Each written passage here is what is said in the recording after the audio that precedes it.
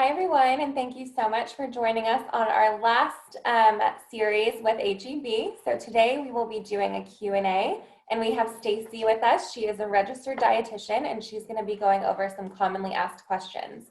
So if you missed your chance to put some questions in, feel free to do so in the comment section on Facebook, and I'll add them in at the end of the presentation. So without further ado, here's Stacy. Hi there, thank you so much for that introduction. Like Melissa said, I'm Stacy. I'm a registered dietitian with HEB. Right now I'm currently in Houston, Texas, so we're getting a lot of rain, and I hope everyone is staying safe out there. But as she said, we're going to be going over some common nutrition questions that my team as registered dietitians, we receive from our partners, our customers, our clients. And so we just wanted to kind of bring that and bring some answers to y'all. If you do have any additional questions for me, feel free to comment or to write them out and send them in. I'd love to answer whatever at the end of this presentation. So let's go ahead and get started. Okay. Oops. There we go. So what is HEB Nutrition Services? So we're a new program. We've only been around for about 5 or 6 years, but we are definitely, our goal is to change the health and wellness of people in Texas, across the state of Texas. So how we do that is by providing individual nutrition consults, one-on-one consults with people from ages 2 all the way up. These may actually be covered by insurance too. So we accept a wide variety of insurance providers and insurance carriers and have a very competitive cash pay rate. So definitely call our line at the end of this and we'll provide that for you. And you can see if you could, your insurance covers a nutrition visit. We also provide lots of grocery shopping tours for patients.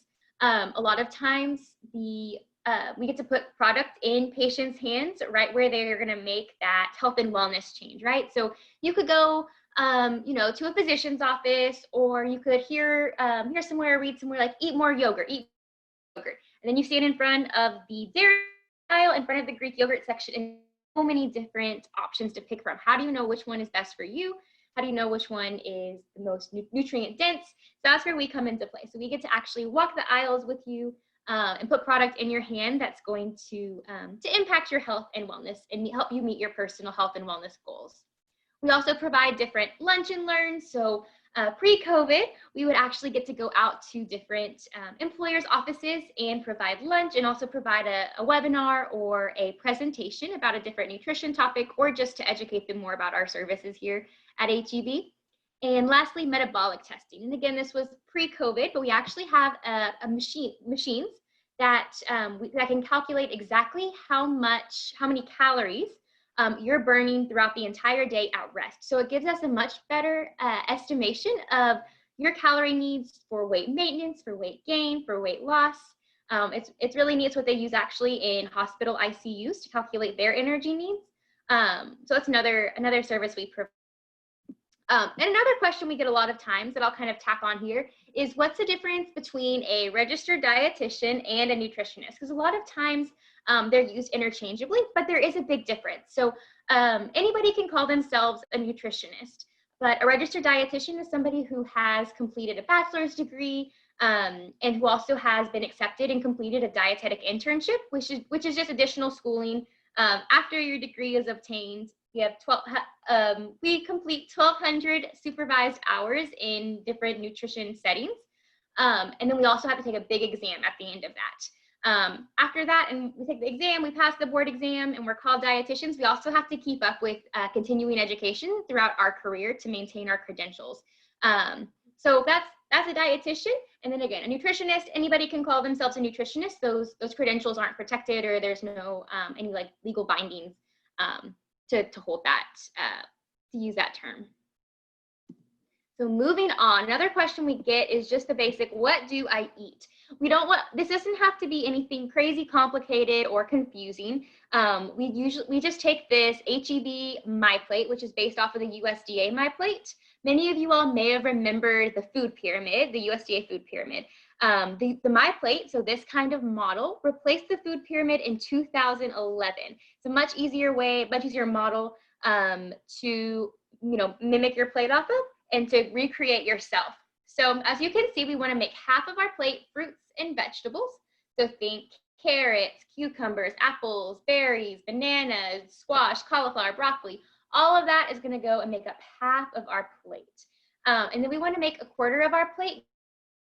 So we want to typically try and make these whole grains instead of refined grains. So whole grains are going to be things like brown rice, whole wheat bread. What else? Oatmeal is going to be a whole grain. Even like popcorn, that's considered a whole grain. So that's going to go in our grain category. We want to make a quarter of our plate grains. And then lastly, a quarter of our plate, we want to make lean protein. And this is the area that we tend to kind of, we make a little bit bigger than we should. It's just kind of the way we are living in America, as we tend to make our lean protein our protein the star of the plate. We only need about a quarter of our plate to be protein. So protein sources, that's going to be things like your chicken, turkey, beef, lamb, pork, fish. Beans are also another source of protein. Any kind of soy product, tofu, tempeh, all of that is going to go into this category as well.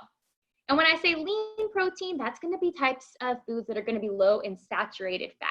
So think turkey and chicken without the skin on it. Or when we're talking about like steaks, looking for a steak that doesn't have a whole lot of marbling or that white, that white substance throughout the meat cut. And looking at lamb, pork, beef, if you look for the words round or loin in the name of the cut, those are typically going to be leaner and lower in saturated fat than other cuts. So those are some good watch outs when you're trying to plan your plate. So again, if we stick with half of our plate, fruits and vegetables, a quarter of our plate, whole grains or just grains in general, and then a quarter of our plate, lean protein. And then as you can see on the outside, if we get dairy throughout the day, so think cheese, yogurt, milk, cottage cheese, you're going to be well on your way to a nutrient dense and better for you plate. Another question we often get is nutrition facts labels. These can be really confusing to read. There's a lot of information kind of packed into a little bitty rectangle on the back of a package, but I'm here to break that down and make it a little bit more easy for you. So the first thing we're always going to start with is the serving size. So we look up here, and we want to look at the serving size. All of this information on the label is about the serving size. So for this product, it's 2/3 of a cup. So there are 230 calories in 2/3 of a cup, 8 grams of fat in 2/3 of a cup. So keep in mind if you eat more or less of that serving size. So if I only have 1/3 of a cup, or if I have an entire cup of something, that's going to change how many calories I'm receiving or how much of all these other nutrients that I'm actually intaking, if that makes sense. Next, we can look at the calories. You can or cannot. Calories are just a measurement of energy. It's just how much energy you expend calories when you are exercising, when you're walking around, even to keep your heart beating, your brain working, your lungs, inhaling and exhaling, that takes calories. And then, so the amount of calories you need per day is going to vary greatly based on your gender, your age, your physical activity level. Any kind of, different disease or health conditions are also going to alter the amount of calories that you need. So it's a good idea before jumping on to counting calories, you talk with a registered dietitian to see what that calorie goal is for you, because it's going to be very, very different from person to person. So again, that's just a unit of energy. And then next we can look at the percent daily value. You'll see this down the right side of this nutrition facts label. And this is based off of this is just basically the percentage of how much of that product, a percentage of the product that we need per day. So for example, if something says there's 5% or lower, that's going to be a low source. So as we can see, this item has 5% of our saturated fat. So that means it's going to be a low source of saturated fat. We also have 10 to 19%. That's going to be a moderate source. So we can see here, we have our dietary fiber is 4 grams, so 14% of what we need in a day. And that's going to be a moderate source of fiber. And then greater than 20%, we're getting kind of into the high category. So those are just some good rules of thumb when you're quickly skimming a nutrition facts label to review and to look at. Okay. Next, we're focusing in just on sodium. Again, first we want to look at the serving size. So for this, 2/3 of a cup. So all of this information again is going to be about this 2/3 of a cup.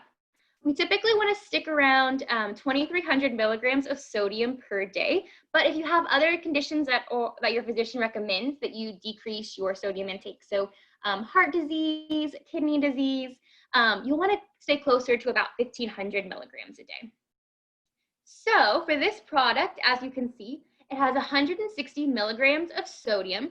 So it's about 7% of our daily value, which is, we probably want to try and find a product that's 5% or less, as I mentioned on the slide before. Remember, that's going to be a low source of sodium if it's 5% or less. So that's kind of, so 1,500 milligrams a day if you have any of these heart conditions or kidney conditions, and then otherwise 2,300 milligrams a day. It's just all about how you budget it. Foods that are going to be commonly high in sodium include freezer meals, anything that's kind of ready-made. The sodium is added as a preservative to keep it good, to keep it fresh and keep it shelf-stable longer. Any kind of canned beans, canned soups, any salty snacks, so salted nuts, chips. Fast food, again, any sodium is not only going to make the food more shelf-stable, but it's also going to make it taste better. So fast food, when you eat out, those foods are typically going to have a lot more sodium in them as well. Some other hidden sources of sodium are going to be things like sauces, dressings. Take a look at the back of your nutrition label on some of your salad dressings, barbecue sauce, soy sauce, and you may be surprised at, one, how much you're actually using when you're using those products, and then two, the sodium content. There's a lot of low sodium dressings and low sodium soy sauces and low sodium other kinds of dips that you can utilize instead. My goodness. Okay. So what you can do though, because we know that canned vegetables, canned beans, canned soup are all going to be higher in sodium just by their nature. We can look for no salt or low sodium varieties. So as you can see here, this Bush's black beans has 450 milligrams of sodium per serving. But if you look for the no salt added beans, so this is just our HEB no salt added black beans, it only has 10 milligrams of sodium. So you're actually doing a huge favor for yourself by looking for the no salt or low sodium variety. Another trick I like to share with my patients is if you rinse off your vegetables or your beans, if you rinse them and drain them, under just like tap water, you could actually reduce the sodium content up to 40%. So another trick you can use if you're really trying to count your sodium intake.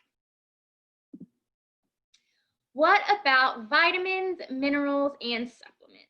So I know we all would love a quick fix and something to kind of fix our diet and make our diet more nutrient dense really quick.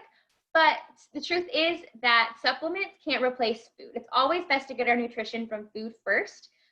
Food is going to be better absorbed. It's called, the fancy term for it is more bioavailable.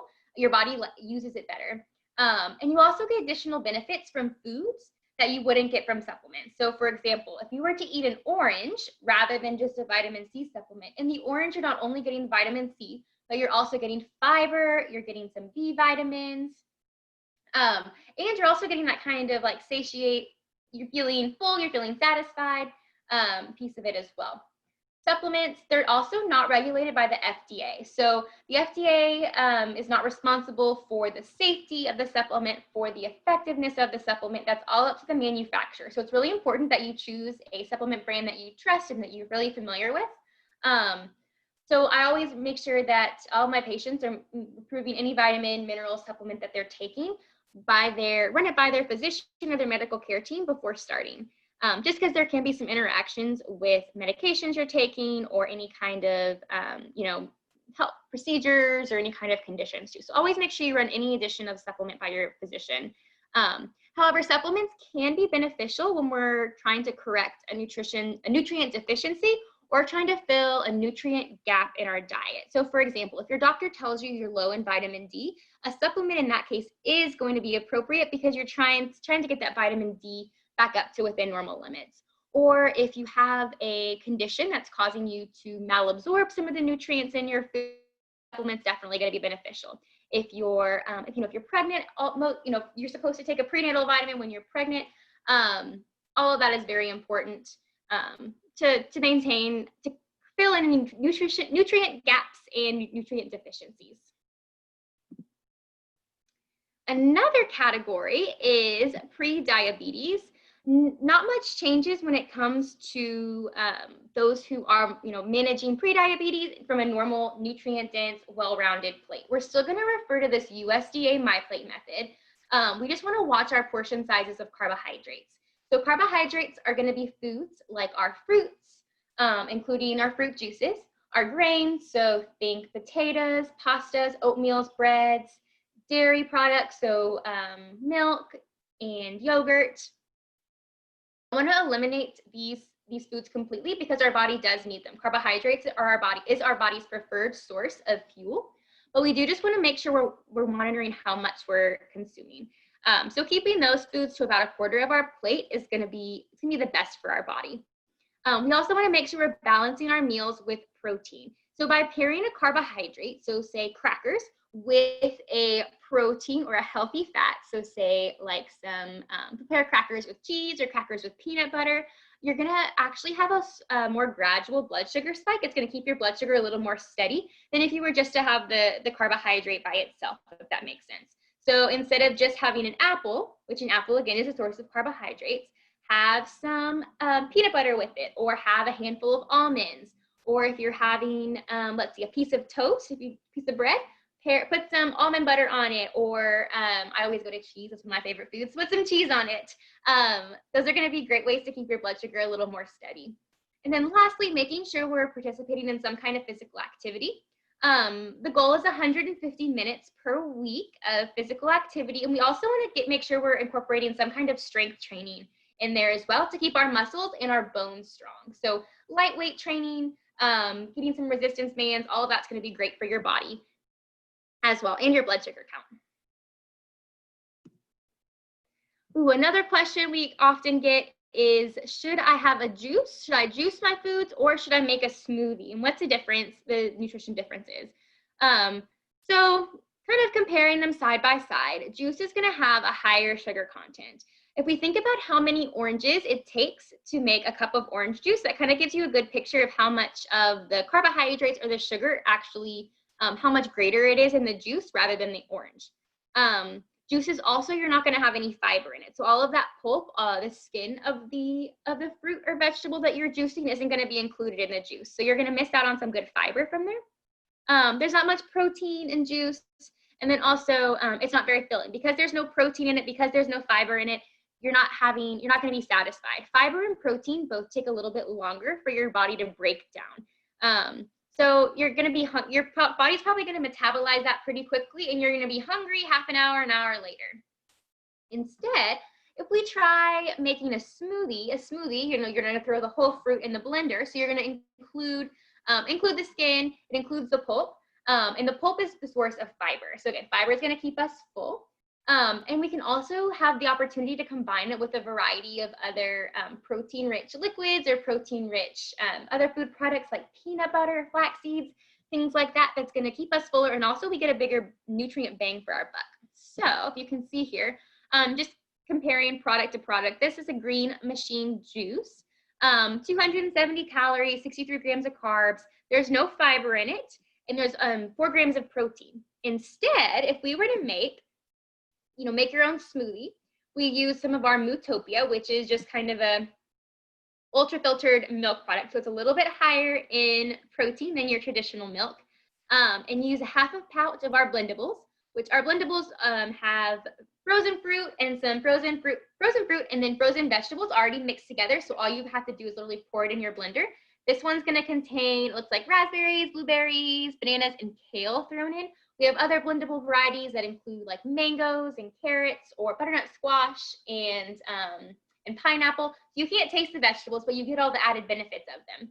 But this is going to provide us with 190 calories, 24 grams of carbohydrates, so it's a little bit lower in carbohydrates, 3 grams of fiber, and then 14 grams of protein, which is going to keep us much fuller, if we can remember, than our 270 calories, 63 gram of carb, and 0 gram fiber and 4 gram of protein green juice. So personally, if we're thinking about wanting to get our biggest nutrient bang for our buck and also staying fuller longer, I recommend smoothies to all of my patients. And they're a great way to, great breakfast, great snack, great pre or post workout, kind of energy or fuel.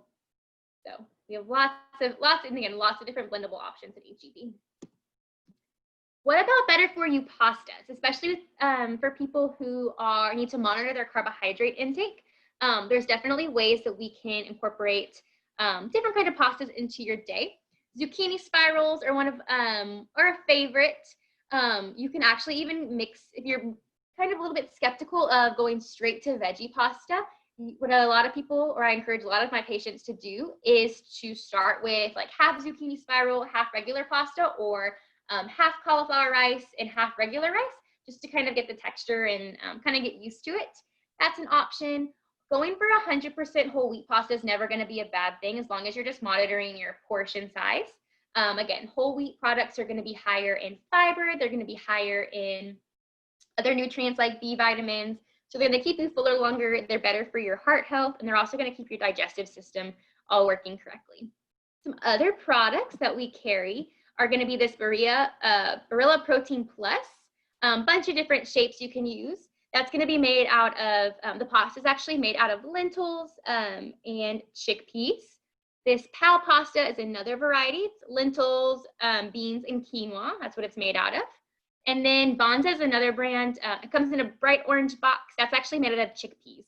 And I personally have not tried this Pal pasta, but I have tried the Bonza. And if you're nervous about the texture, don't be, because it cooks very similarly to regular pasta, and you can't tell the difference in taste at all. My husband's super picky, and he didn't know the difference. So there's some different pasta ideas. And just remember that portion is going to be, portion size is the big key. When trying to choose a pasta, remember, we're going to keep a quarter of our plate to carbohydrates.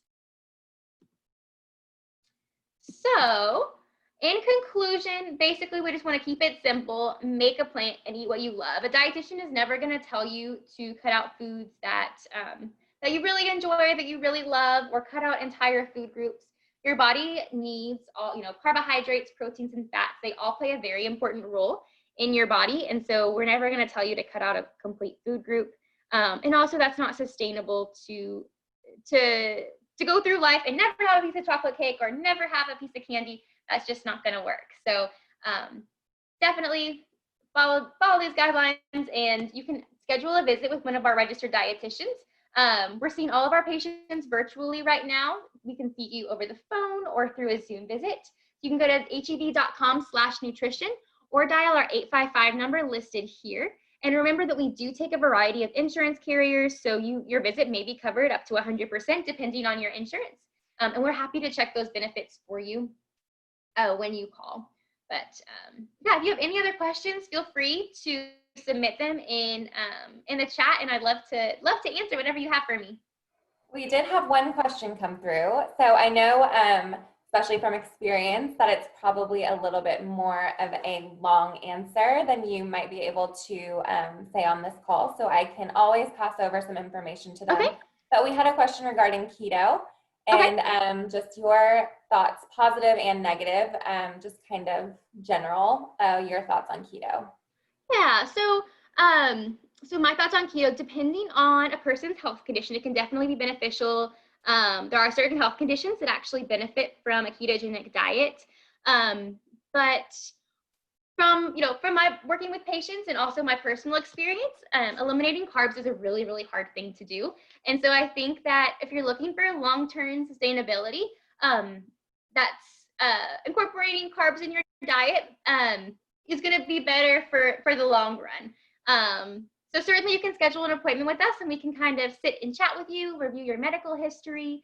But your body does require some carbohydrates, and so definitely, I think you can definitely live a healthy lifestyle and incorporate carbs in your diet without eliminating all of them, because I know carbs are great, and we need those for energy. But certainly there are health conditions that do benefit from a ketogenic lifestyle.